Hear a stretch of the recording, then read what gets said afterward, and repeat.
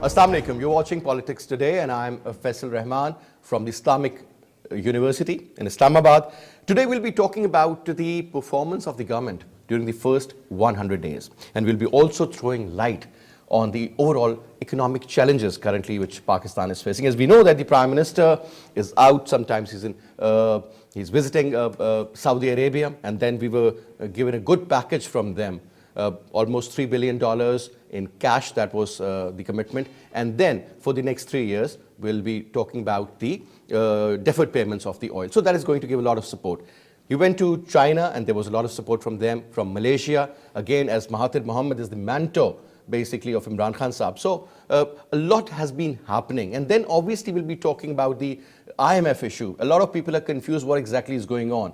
This is going to be the 22nd time Pakistan is going to go to IMF. At the same time, this is going to be the 13th bailout package. So what is the difference? We'll be asking about that. We'll be throwing this question to our panelists also. And secondly, what sort of remedies do we have? Obviously, Pakistan is in a turmoil at the moment. Things are not as great as they should have been.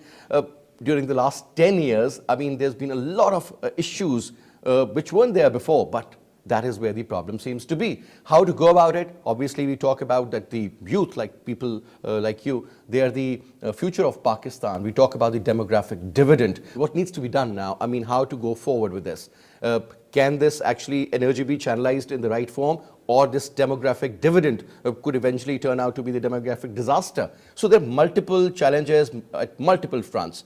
Forget about the external and the internal security issues. Obviously, they're also linked to the economy in one way or the other. So anyway, before we start the program, let me introduce you to our panelists. We have with us in our studio, on my left is Abid Qayyum Suleri Saab. Suleri Saab is a known economist, is the head and the executive director of SDPI, and also a member of the Economic Advisory Committee. Thank you very much, Suleri Saab, for taking out your time and being here with us. Next to Suleri Saab is Dr. Farooq Salim Saab, again a known economist, and is also the spokesperson of the Prime Minister on Economic Affairs. Dr. Saab, thank you so much.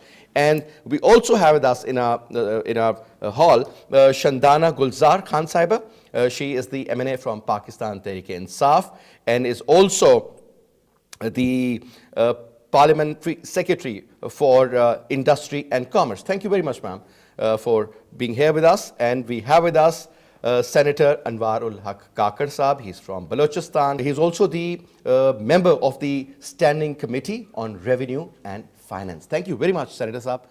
So we'll be giving you 1 minute each, sir. Basically, the topic today is about the economic challenges which currently Pakistan is facing, Suleri Saab. So your time starts now, sir. What sort of mega challenges, as far as economy is concerned, are we facing, sir? Well, I think there are chronic challenges. First challenge is there is imbalance between our income and expenditures. Income, of course, either comes from your taxation or it comes from our exports.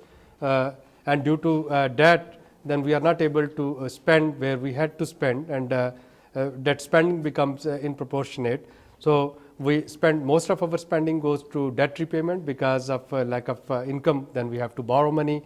So we do pay them back, debt repayment. Then we have defense expenditure, and that consumes both of these two items. They consume whatever the federal government they have in their kitty. And then in order to run the government and in order to carry out the developmental expenditure, government have to borrow more. So this is basically the framework under which previous governments, and I'm not talking of any single particular government, for last 2 decades, this is the sort of economic frame in which any government has to manage. So we basically borrow to repay the payments which are already there, the debts, and we keep on borrowing to run the government and to spend on the developmental expenditures. So primarily, the issue seems to be about borrowing and the difference between the income and the expenditure. That is definitely one major issue, but about the details, we'll definitely be talking about that.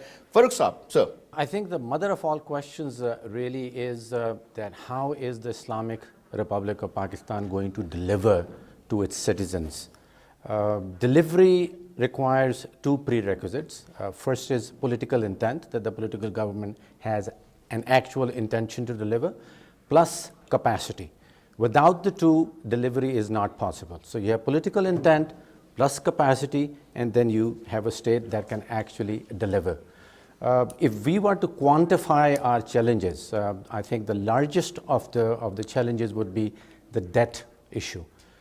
We are standing at around 30,000 billion rupees of debt, and back in 1971, not too long ago, the debt was 30 billion. So from 1971, where the debt was 30 billion, we've moved to 30,000 billion now. And most of that debt was accumulated over the past 10 years.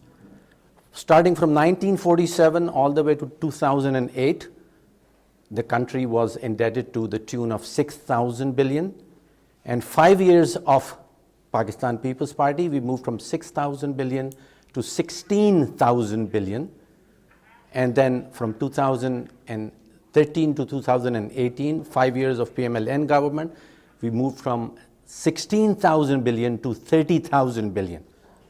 On a per capita basis, which is more comprehensible, back in 1971, each man, woman, child in this country was indebted to the tune of 500 rupees. 1971, every citizen of Pakistan was indebted under 500 rupees, and every man, woman, and child today is indebted to the tune of 142,000 rupees.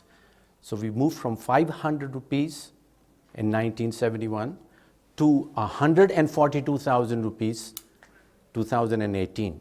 That's probably one of the biggest of challenges. Public sector enterprises is also a very large challenge. This is Pakistan International Airlines, Pakistan Railways, Pakistan Steel. There's about 195 such entities that are being managed by the federal government. And collectively, over the past 5 years, these entities lost 3,700 billion rupees.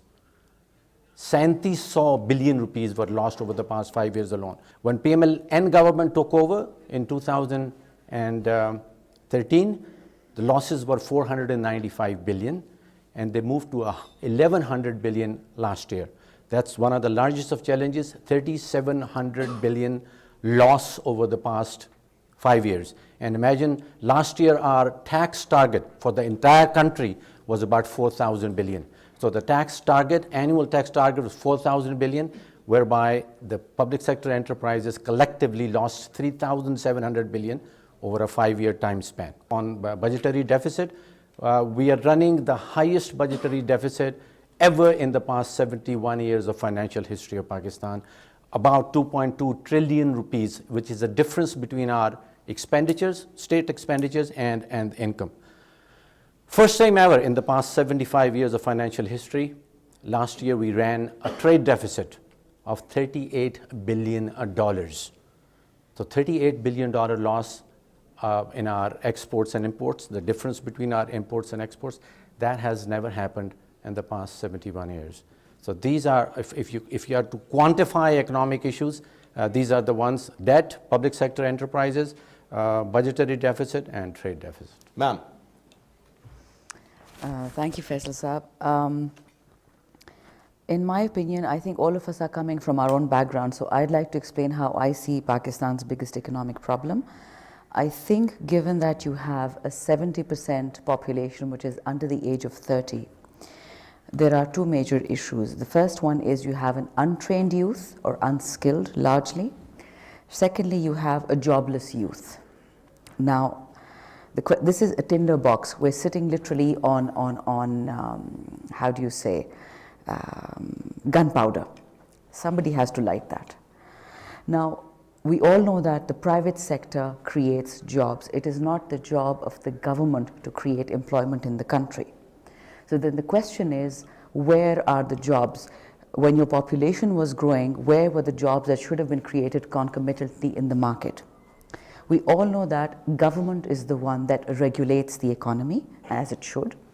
It steps in where necessary. But where are those signals for the last 10 years, if when we forget the rest of the 70 years of the creation of this country, 71 years, where are those market signals that the government was supposed to send to the private sector, to the world, to come and invest in Pakistan, to initiate or to stimulate your domestic economy, which is, by the way, much better than your exports? The answer in part is that between the federal government and the provincial government, there was always a disconnect. Although the 18th Amendment has been very good for the country in many aspects, but now that you've given industry, health, education, so many other issues to the provinces, this problem has become bigger. For instance, small example, you've got 4 different boards of investment in each one of the provinces, and then you have a federal board of investment. What exactly is it that we're doing? It's a race to the bottom.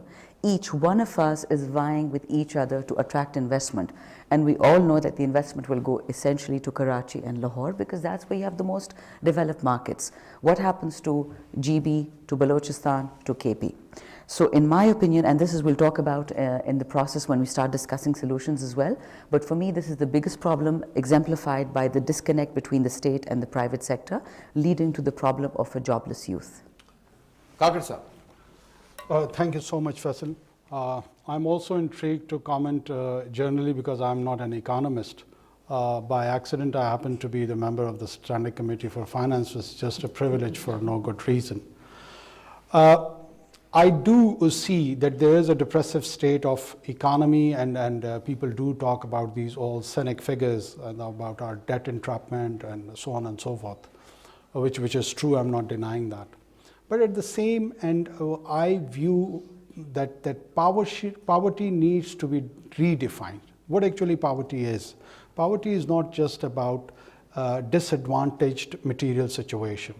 Poverty is probably an internalized phenomena which we need to focus more. Pakistan, with a country of 2,200 million people, with 50% of its youth, it's so unfortunate that a country which has started its embryonic life with us in 1948, Israel, when they started their statehood and their life, there was not much available for them to explore economy other than their population, which was very scarce, by the way. And what they did, one of the things, that they focused on human development and innovation. And they produced one of the finest high-tech industry. And today, they are leading the world in high-tech. So what we did, or what we did wrong, that we did not invest in our human resource. Afraad ke haathon mein hai aqwam ki takdeer. We keep on hearing this, but we never interpreted it. That how does the nation's destiny lies in the hands of individuals, he or she, whatever the case is. And we need to explore further ourselves. The correct diagnosis is the answer. Why we have got these economic woes? We need to have an holistic approach towards life and statehood. If we compartmentalize it, we will be entrapped in this cycle, and in my humble opinion, we would never be able to get out of it. Pakistan has got a lot of potential. When we say a lot of potential, is it a tall claim or is it resonating reality? We all talk about our imbalance between export and import. We can import dollars. Have you ever thought about it? That how do you import dollars? Has anyone thought about it? Think in your head, how do you import dollars? 12.9 million Chinese tourists are going spreading in the globe, and they are spending around $30,000 to $40,000 on average. And it is one of the community which chooses its destiny by the encouragement and patronage of the state authorities. If we request them and connect them to our GB and northern areas and KP and other tourist sites, so you would be directly importing dollars. They will just come and they will bring dollars with them for the spending. But how much thought process has been there? How much we have invested in that? Where was the political will which was thinking on such a vision? Unfortunately, in the last 70 years, the answer comes in negativity. There is no affirmation. You do not see the connectivity of state and society for such endeavors, as Shandana was also pointing out towards it. And then the so-called private sector. When we talk of the private sector, it is creating on the principle of market forces. Is our industry linked with our academia, with our universities, with our R&Ds, research and development? Last but not least, our natural resources. I come from an area, Balochistan. We claim that we are sitting on Titian belt, which there is a conservative estimate that we have got around $1 trillion plus just copper and gold, which is unexplored. So what were we doing? The example of Canada and Australia, where they have exploited their natural resource for the greater good of the society, not for a couple of individuals or be it a political elite or a social elite. So we need to prioritize that great political vision in which economy is subservient to that. Economy is not the summum bonum of life. Economy is supportive of life. Life has greater meaning to that. And no doubt it's a quintessential. Economy cannot be ignored. But once that the greater objective of the lives, they are set, the rest of the universe conspires to support that. So you need to explore and understand that objective as a youth, and the economic principle, it comes with sense of morality also. We divorce morality from economics. That's why probably we are in such a big mess. And we do not see any linkage of ethos and moral values with the economic practices. And that is one of the area where Pakistan has badly, as a state and society, it has failed itself. Whether it comes to the tax collection or tax spending, both, the morality seems divorced. So in my opinion, it's an interconnected issue and problem, and it needs to be seen holistically. Thank you. Very rightly pointed out. Now, we always hear that Pakistan is a country which has a lot of young people. Balochistan is full of resources, natural resources. You talk about the production of fruit, vegetable, milk, dates for that matter, rice, wheat. We are among the top 10 countries as far as population is concerned. We are number 6 at the moment. What I'm saying is that since we have got so much, then what is the reason that we are still poor? Our external total debt is around 30,000 billion, which used to be 6,000 billion. So where did we go wrong? Let's put it, sir. First, let's do some dissection. Where did we go wrong, Suleri Saab?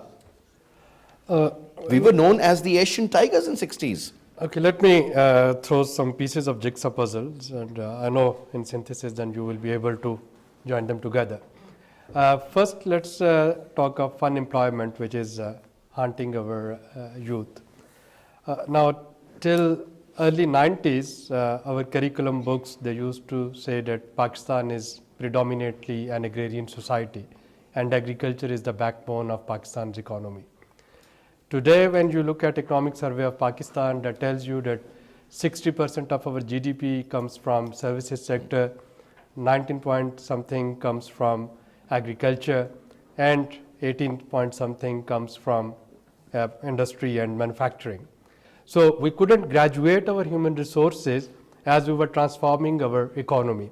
So in a system where we bypassed our industry and manufacturing, where we are not able to meet the skill set for the services sector that provides us the GDP, where agriculture is crumbling. Now just flip this picture and look at the tax contribution. So the dilemma is the tax is neither coming from service providers nor it's coming from agriculture. Maximum tax is being paid by your industry and your manufacturer and your traders and retailers, etc.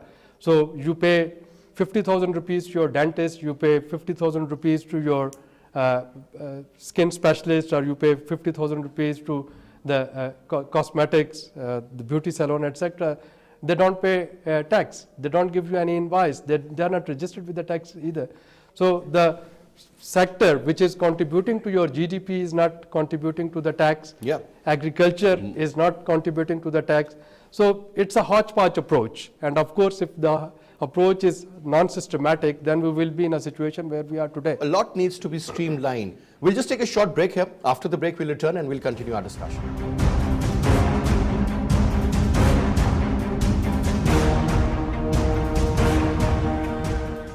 Welcome back after the break. Farooq Naseem Saab, your Your take, sir, your point of view, and also tell us about this issue of, sir, brain drain, flight of capital, money going abroad, industry being shifted to Sri Lanka or Bangladesh for that matter, sir. All we've got to focus on are two things: strengthening our institutions in Pakistan and eradicating corruption in this country. I've been a student of developmental economics for maybe more than 25 years, but a book came out 3 or 4 years ago, and it's titled "Why Nations Fail." If you get a chance to get your hands onto that book, you read that book, and that'll be more than what the 25 years that I spent reading developmental economics. You'll end up learning more just by reading that book. That book says that it's the leadership, and you've got to focus on three qualities of your leaders. If you want to know where a specific country will be 10 years down the road, 20 years down the road, you've got to look for three qualities in the leadership. And the three qualities are, number one, greed; number two, knowledge of history; and number three, selfishness. Are the leaders greedy? Are the leaders selfish?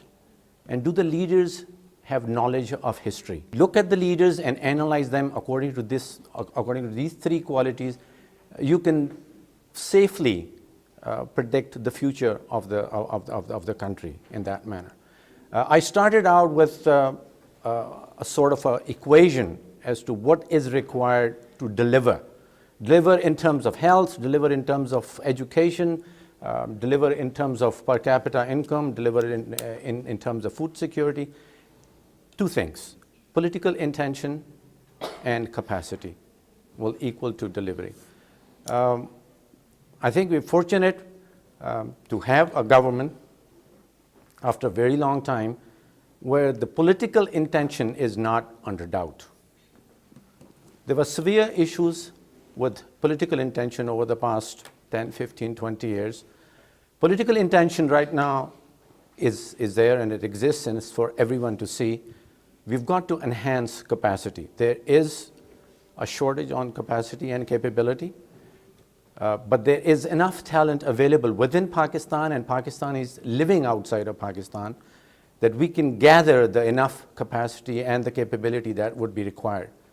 And once that is done, we have political intention plus capacity, and the state would be able to deliver on all counts of delivery that is expected by the If I may, citizens. Faisal Saab, I'm going to stick to the part of the problem that I highlighted earlier, which is that why I feel that the biggest problem is our jobless youth.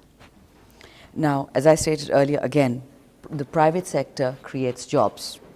The private sector creates jobs when there are signals to the market from the regulator, from the government, from the ecosystem in which a business operates, when jobs are created. I asked a question at the end of my earlier statement: why hasn't the private sector in Pakistan succeeded in creating those jobs? We don't doubt their intention, we just look at the results, because the results will always speak for themselves. And I'll tell you why. As Dr. Saab already alluded, corruption was and will be the main problem in any country in this century. Previously you had plagues, you had wars, you had so many other problems. We still have wars, we haven't escaped those. But the main issue is that nobody, either domestic, I myself as somebody with a small amount of savings will not invest in a country where I'm expected to pay kickbacks at every stage of the business that I intend to operate in. I'll keep a small amount for the patwari, a small amount for the contractor, a small amount for the subcontractor, a small amount for P&D. Why should I bother wasting my money in this country, whether I'm a domestic investor or an overseas Pakistani, let alone external forces? That's the first issue. But then holding on to that, what else happened in this country? What happened was that there were bad businessmen who took advantage of this corruption scenario. They actually did invest, but when they did, they knew that the forces were all against them. They had to give kickbacks. So what did they do? They helped the government, they arm wrestled the government into creating such policies in which your domestic consumer is hostage, your youth. So no jobs are being created. The economy is growing. It's a jobless economy. And that is what plagued the United States before Bill Clinton came in. That is what happened to us. And guess what? There's quite a few, as we say, ladlas, some private sector companies that are making tons of money in this country, giving back some money in terms of taxes, but nothing in terms of the jobs landscape. And I don't blame them. They have a one-track mindset. They're here to make money. Now, there are good businesses also in Pakistan, but because they never found the enabling environment, and hence what you mentioned, flight of capital, brain drain. There are people like us who are trying to reverse the brain drain one person at a time, but that's not enough. And I guess the final problem is that you had even the governments, even if one doesn't, let's say, discredit them by calling them outright corrupt or outright evil or outright forces of destruction, they were forces for gross mismanagement. Wrong person for wrong job. So what you had in the end was a mishmash of policies, investment, tariff, industry, commerce, nothing went together. Now, these are the problems that I've put on the floor. If in the end we have a chance to talk about solutions, I'll keep those separate. Thank you. In my humble opinion, again, I would emphasize on the value system. Value system is from where the rest of the things they generate. We need to rearrange ourselves. In the neighboring country, India, during the 60s, there was this capital flight also and the brain drain also, and most of the Indians, they settled in the Western Hemisphere, and there was a major concern that what is going to happen to the native society. But down the line, after 30 or 40 years, the same brain drain has been converted into an asset. And they developed their techniques, they made some capital, and they brought back those expertise to the native country. But in our case, that is not happening, to which Shandana was hinting. Why? Because the value system is not functioning. There is a great Pakistani diaspora living everywhere on the globe. They can be a great asset socially, politically, economically, provided this, that you rebrand yourself and your all institutions and the state functionality and even society. They should be attractive enough for them to come back and reclaim their home. It is home for them, but unfortunately they are not claiming it. So that process needs to be enhanced. Providing them that conducive environment, that's the question. This is what I'm hinting, that we need to enhance and enable that environment so they come and they reclaim their home. I mean, they do identify with it as a home, but the issue is that something is stopping them to claim back the home, and that obstacle needs to be settled. Now, another important area, so we always talk about the economic indicators, Dr. Suleri and Dr. Farooq Saab. Now we got to know that the current economic indicators are practically at the worst level. Is it correct, sir? Is this statement a correct statement, Dr. Saab? We have a cycle of boom and bust. So Pakistan's economy, it start growing. The moment it exceeds an average GDP growth of 5%, we are hit badly by fiscal deficit and current account deficit, and that's happening for last at least 8 or 9 governments if you look at their performance. When I said in 2013, some of the indicators, those were worse than today, but PMLN government again got benefit of some of the positive externalities. The oil prices, those were at their historic low after about 3 years high. They went as low as $25, $26 per barrel. Then we had CPEC started, and Chinese investment and Chinese inflows, they started coming. We had an auction of 3G and 4G. It again generated a few $1 billion. Then Saudis, they gave $1.5 billion as gift. This time Imran Khan got the Saudi balance of payment money, on which we will be paying 3% markup. PMLN government, they received $1.5 billion, which were as gift, not as a loan or not as balance of this payment support. So, and even then Pakistan, when it went to IMF, we couldn't see that sort of inflationary pressure due to those positive externalities. Right now, we are in a very strange situation where Pakistan, China, and Saudi Arabia, you can say these are the 3-4 countries that we have. Rest of the world, perhaps we can finding them against us. Re-engage. Yes. We need to do a lot on that front. A quick one more question from you then, sir. We'll be taking questions from the students. I think Dr. with your permission, if Sir? we go into what is the PTI government doing about it? That should Would you like to should address be that focused? question, sir? Yeah. Please go ahead. Briefly. I think let's establish two matrices. One matrix that has problems that we listed out. The problems being public sector enterprises, very high budgetary deficit, and a very high trade deficit being the three most important problems.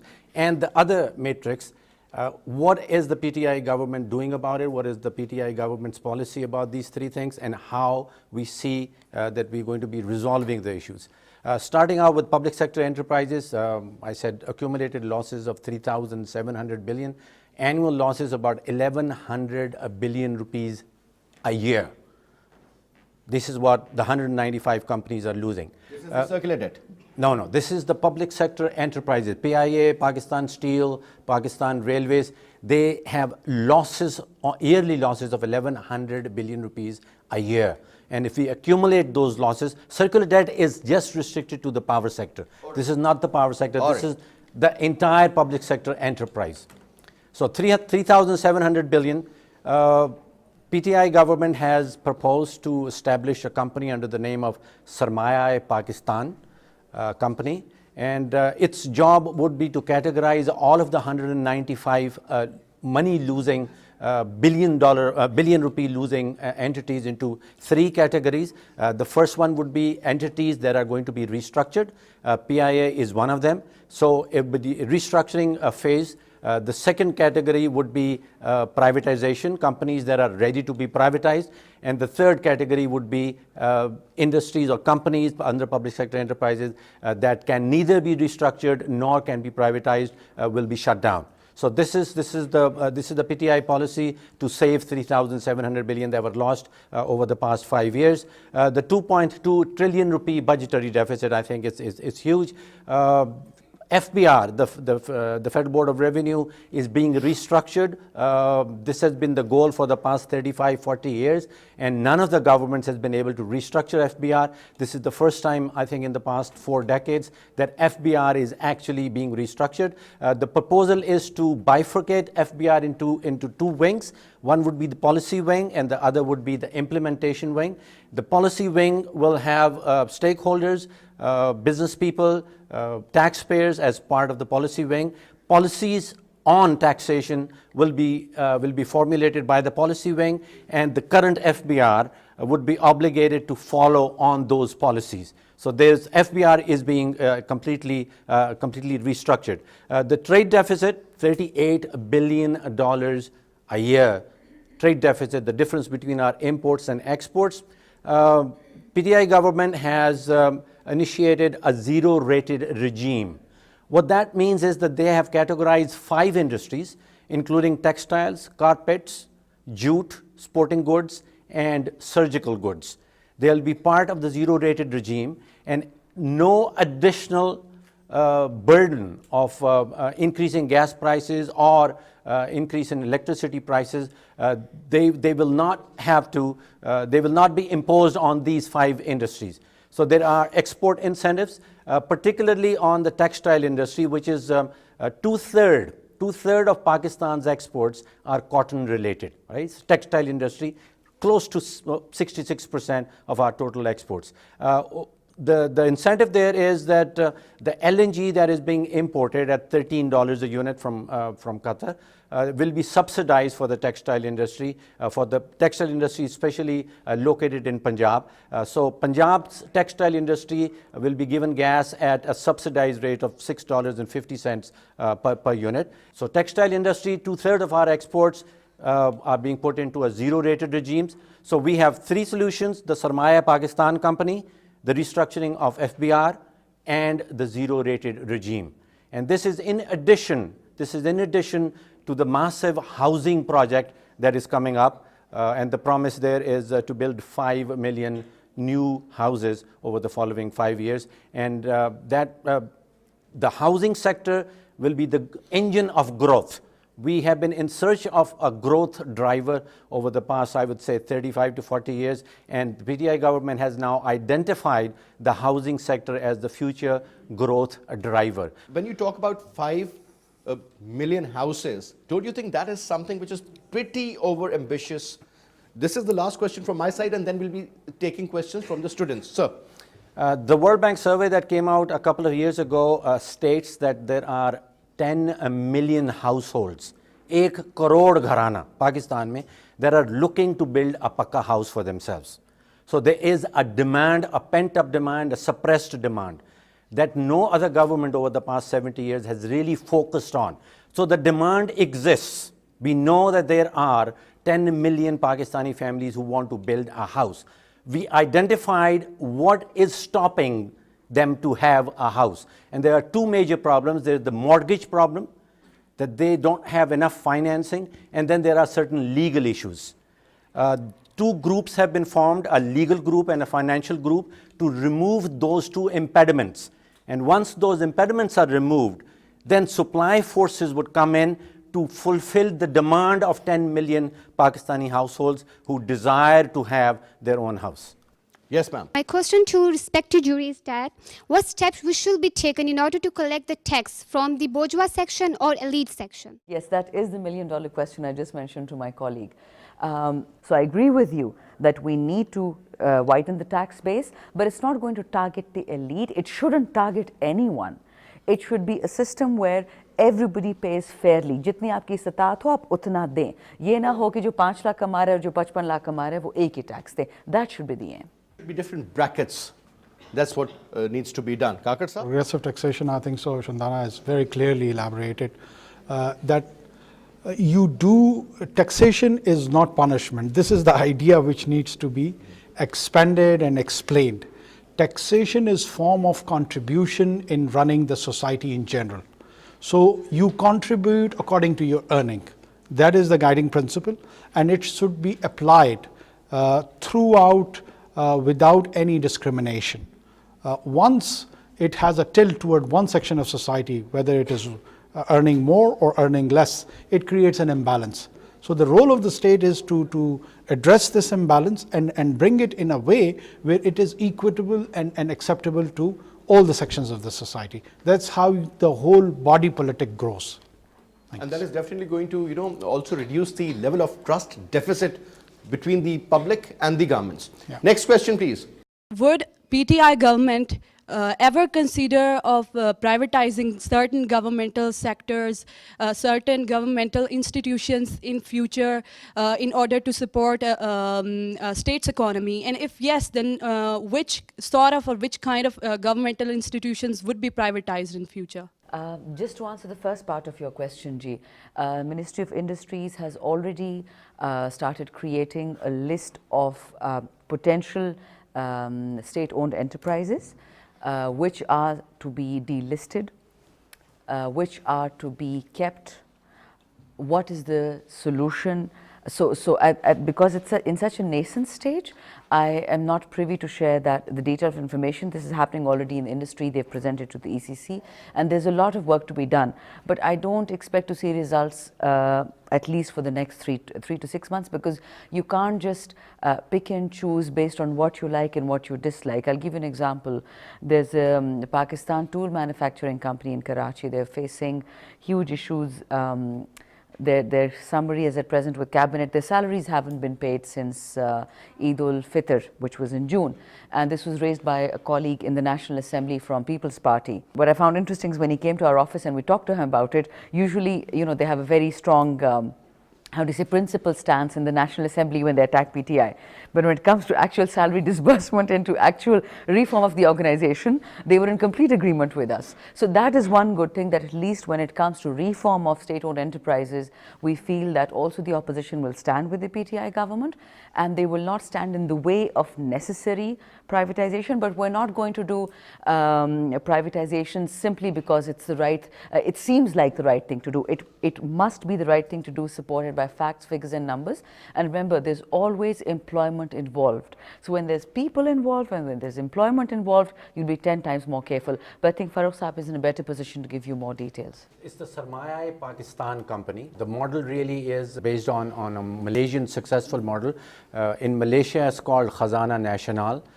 In Singapore, the model is called Temasek. They formed an umbrella company under which all the public sector enterprises would operate, and that company eventually would make the decision as to which companies require restructuring prior to privatization, which companies are ready to be privatized, and which companies will probably be shut down. They can neither be restructured nor privatized. Why we are consistently ignoring the industry of dairy?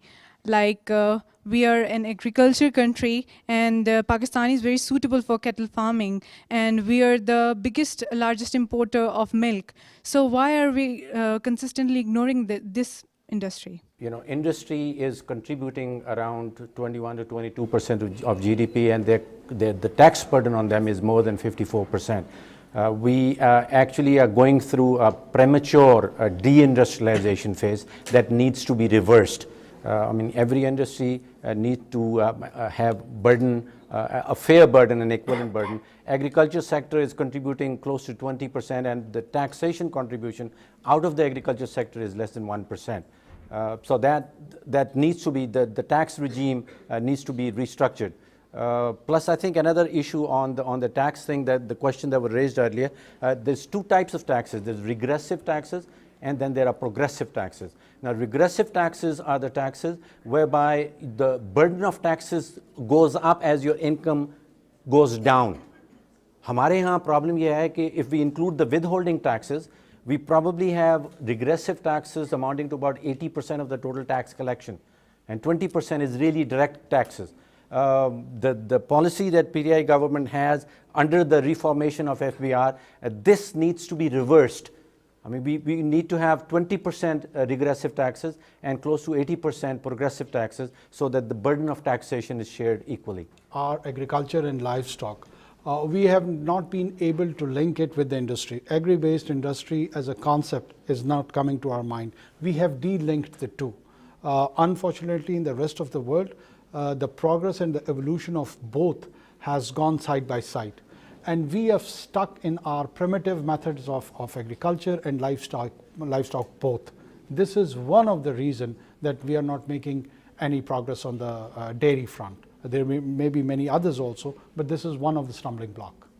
If I may just add to that, if you recall earlier on, I had mentioned that there's a policy problem in the country. You have many good, well-intentioned policies, but they all run in counter directions.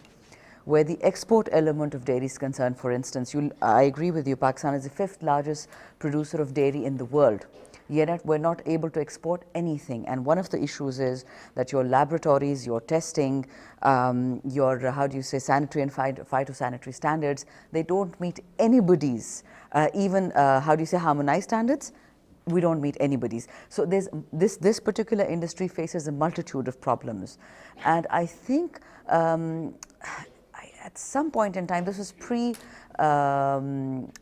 Party government, I think there was a small push to get this business underway, but I think the policy was a little bit faulty in that it only benefited a couple of families but not the entire country. So you're right, there is a problem and it must be addressed, but there's not one single solution. Question, please. The private sectors aren't putting the right people at the right jobs. So how are we going to work on that? Like, how are we going to use the human and technical skills at the right place? I said that in the previous governments, you had the wrong person for the wrong job. And what the private sector was not doing was to create jobs. So what happens is the following. I'll tell you the problem briefly and the solution. The problem is that government creates a conducive atmosphere.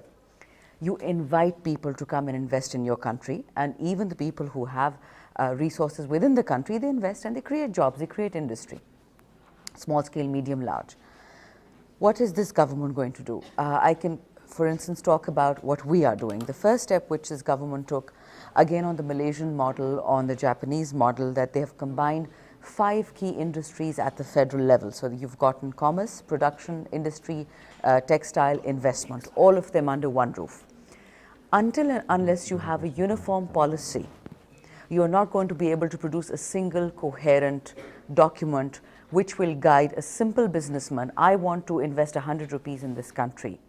Can I get a single document which tells me which board I need to go to? Where do I need to register my product? Where do I need to talk about job creation? Where do I need to talk about banking?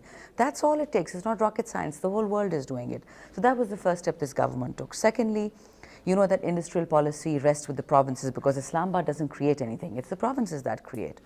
We need to have a very strong connection now with the provinces, whether it's a PTI government in the province or not.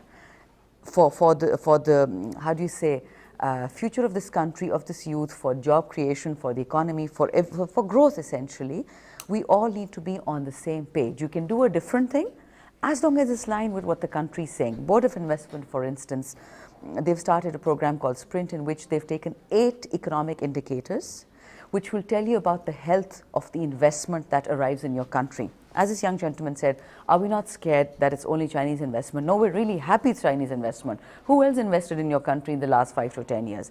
Everybody comes, they run away. Because I said, a businessman is not coming here for the good of your health. They're coming for their own selves, right? If they're not going to get a decent return on their buck, they will disappear. That's how the world works. I wish it were different. I wish people invested from the goodness of their heart. Doesn't work that way. So, we're trying to ensure it's a parallel structure. It's like your motorways. You've got 4 tracks going this way, 4 that way.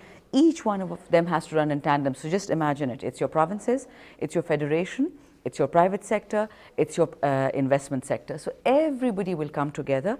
It will take time. I'll tell you, if it hasn't worked in 71 years, if we repeat those mistakes, nothing will improve. What we're trying to do is out of the box, and hence the resistance that you see, the fear that you see. But inshallah, it will calm down. Give it 3 months, give it 6 months, solutions will be coming forth. I don't say Pakistan will become, France in 5 years' time, but that's what we're aiming for. Things will improve. Quick question from you, ma'am, and then the last question from you, gentlemen, please. Actually, I'm not from Pakistan. As a foreign, it was so interesting to have academic studies about its economy. The one thing that I noticed in social life in Pakistan as well, and in this debate as well, we have that we think we have a study about everything. We have assessment about every problem. Just the one thing that we don't have, it's about the management. And as I think, in your idea, it's not so important that here, if we our exporting in Pakistan, exporting, importing, everything is good. Knowledge of economy is also good. Just the one thing that we don't have here is management. The same that I share my these classmates as well. That here they are saying that you have 1 minute to speak, but here we are listening that they are speaking around more than 7 minutes. Here, a good management is so important about this. And also my question about this, that what's the relation of economy about this going, coming, high and low of this foreign exchange international that nowadays we have as a color rupees from why it's going so high and coming down back. In the past, I think one of the flawed policies of the previous government was to stabilize rupee versus dollar artificially. So in fact, every time there was a demand on dollar which could increase its price, State Bank used to pump dollars in the open market. So basically we were subsidizing not only our imports, we were also subsidizing the consumption. So we were borrowing dollars and we were subsidizing the imports through artificially stabilizing our rupee. So our rupee was overvalued by at least 35 to 40%, and I think that since January, since Miftah Ismail's Shahid Khaqan Abbasi, when he became the Prime Minister after Nawaz Sharif, government started making some corrections, and till today almost 27% depreciation in the rupee value has already happened. So when you don't have exports, when you don't have investments, and you try to raise your foreign exchange accounts forex, so basically it's borrow dollar, and on the basis of that borrow dollar, you can't stabilize your local currency, rupee. Farooq Saab, is it true that if we go to IMF, let's say for the bailout package, and this is going to be the 22nd time that we'll be going to IMF, but this is going to be the 13th bailout package. In that particular case, sir, is it true that one of the conditions put by IMF is that we have to, the rupee dollar should be somewhere around 150 rupees a dollar? Last question, sir. The current government, I will talk about the Prime Minister housing scheme, that it required 168 billion US dollar. If we don't have, if we only have $8 billion in our foreign reserve, then how will finance such a huge project? What's the sources? I don't know where you get the 180 billion or 160 billion. It's nothing to do with dollars. This is all about rupees.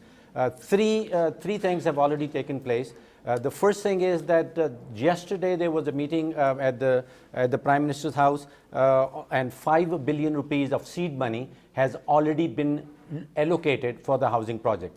In addition to that, the banks are going to be asked. The total bank lending right now in Pakistan of all the banks put together is about 7.4 trillion rupees.